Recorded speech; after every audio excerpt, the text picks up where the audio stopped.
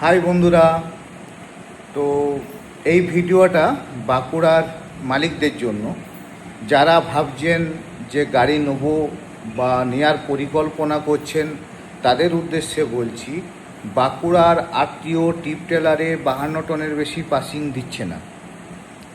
তো যারাই নেব ভাবছেন বা নেওয়ার পরিকল্পনা করছেন, তো তারা যারা ভাবছেন যে বাঁকুড়াতে রেজিস্ট্রেশন করাবো, তাদের উদ্দেশ্যে আমি বলছি বাঁকুড়ার আরটিও কিন্তু 52 টনের বেশি পাসিং দিচ্ছে না।